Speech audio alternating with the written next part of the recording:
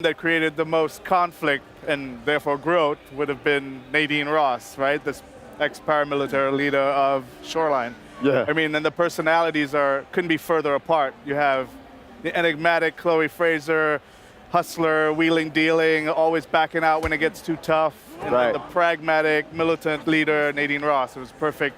Yeah, I mean, when I first read that, I was like, oh, wait a minute. Chloe is like impulsive, and Nadine is so like calm and collected. I was like, and we're going to talk about teamwork, and they're going to solve this adventure together? Are we sure that's going to work out? Yeah, that's it. That's exactly the question. Yeah. Right.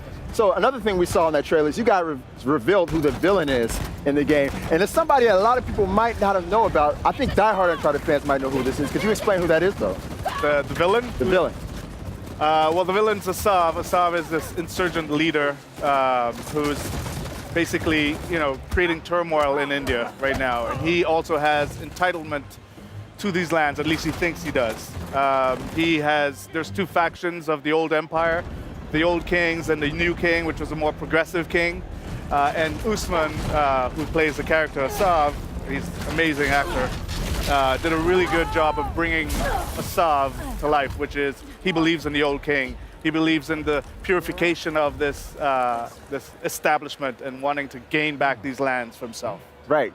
These zealots, man, I swear, they just want everything to be their way. Right. All right, so, and that eventually forces Chloe and Nadine to join forces, if I'm not mistaken, right?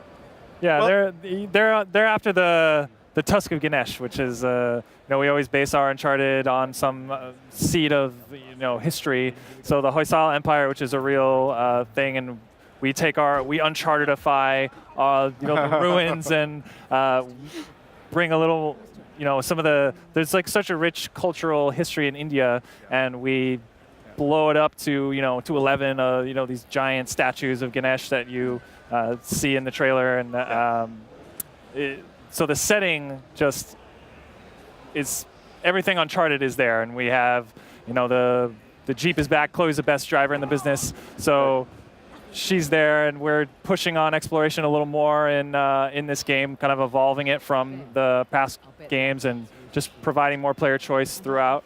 And nice. Yeah. Other than the statues of Ganesh, are you guys going to get into any Hindu mythology, given like the vastness of that situation? Well, these are archaeological sites. I have to say this, right? Because that's true. These are ruins of the great Hoysala Empire, right? And we did a lot of research to ensure that we, respect the religion. There are thousands of people, hundreds of thousands of people, if not millions, that still practice Hinduism avidly, daily. So we wanted to approach this thing with respect, reverence, but at the same time in context of a game.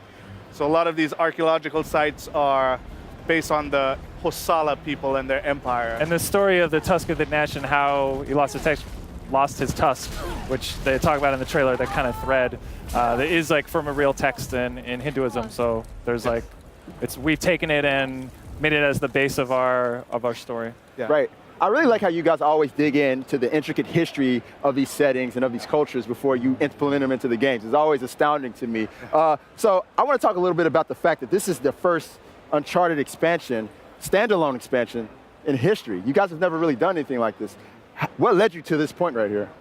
Well, we explored many storylines. After we finished the Nathan Drake story, right. We were done with Nathan Drake. We were done.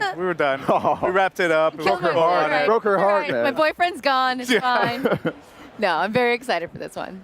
Yeah, well, we explored many different, because we have such a vast cast to pull from. We went down a few different storylines. We went through the Sullivan storyline. Even Cutter came back up. Yeah. And we were messing around. We were talking about that. We want to talk more about Cutter before this show. We're going to. But the Chloe story just kept jumping back out at us. It was, she's such a self-preservationist. She's always like bailing out at the last minute. Right.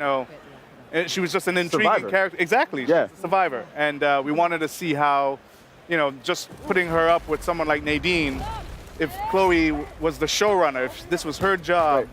How would she fare? What would she stand to lose now that she has everything to lose? Right. Would she go all the distance? Would she complete the task? So these were the questions we started with that led to the last thing. You know, that's the one similarity I can see between the both of them. Is they're both kind of survivors. I kind of got that vibe from Nadine in Uncharted 4, the way she was. You could tell she really didn't like Wraith, but she was working with them because it was for her betterment, you know? Of course. And it was kind of the same thing with Chloe and Drake in Uncharted 2, so I really like that. Yeah. All right, so, you know, I'm a big multiplayer fan.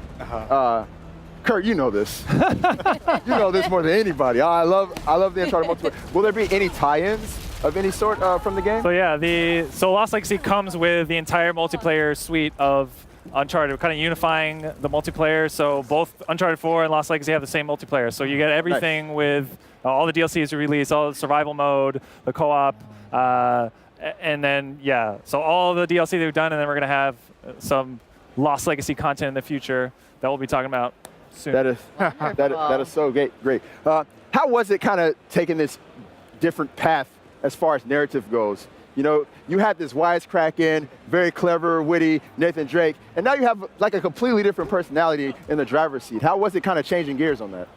I mean, we built the game around Chloe, so you know the tone of the game reflects her state of mind and where she goes, the arc that we're going to be pushing.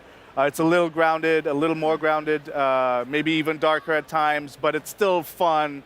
Still has that sense of wonder and Chloe adventure. in the end is a fun character. Yes. Right. That's why we like her. Yes. So she fits the Uncharted, you know, the main character being a fun character is an Uncharted thing. So it fits right in. Now I gotta ask, since Chloe is there, does that mean there's gonna be a lot more driving in this one? Because I gotta say, in Uncharted 4, I didn't do so well with those driving scenes.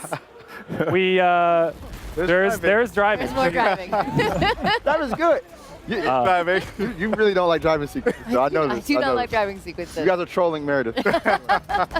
There's parts, we're trying to provide a lot of different options to the player. So there's parts where you drive, but there's also, you know, a lot of encounters you can engage or not engage with. We have a lot more stealth options and silence weapons, and the lock picking is a Silence weapons, that's kind of new, right? Yeah.